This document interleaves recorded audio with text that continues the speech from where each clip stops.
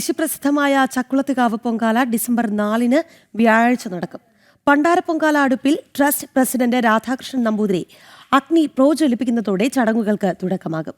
പൊങ്കാല പ്രമാണിച്ച് ഭക്തർക്കായി വിപുലമായ സൗകര്യങ്ങൾ സജ്ജീകരിച്ചതായി ക്ഷേത്ര ഭാരവാഹികൾ അറിയിച്ചു.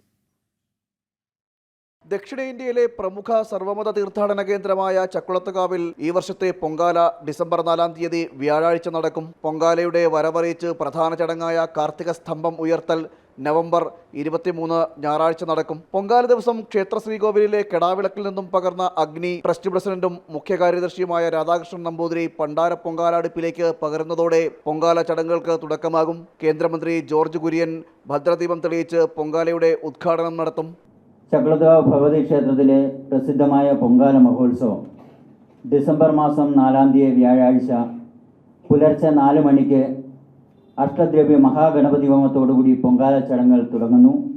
9 മണിക്ക് വിളിച്ചുചൊല്ലി പ്രാർത്ഥനയ്ക്ക് ശേഷം ക്ഷേത്ര ശ്രീകോവിലെ കിടാവിളക്കിൽ നിന്നും ക്ഷേത്ര കാര്യദർശി ബ്രഹ്മശ്രീ മണിക്കുട്ട നമ്പൂതിരി കൊടിവിളക്കിലേക്ക് ദീപം തെളിയിക്കും. തുടർന്ന് പണ്ടാര പൊങ്കാല അടുപ്പിലേക്ക് ക്ഷേത്ര മുഖ്യ കാര്യദർശി ബ്രഹ്മശ്രീ രാധാകൃഷ്ണൻ നമ്പൂതിരി തിരിതെളിയിക്കുന്നതോടെ പൊങ്കാല ചടങ്ങുകൾക്ക് തുടക്കമാകും.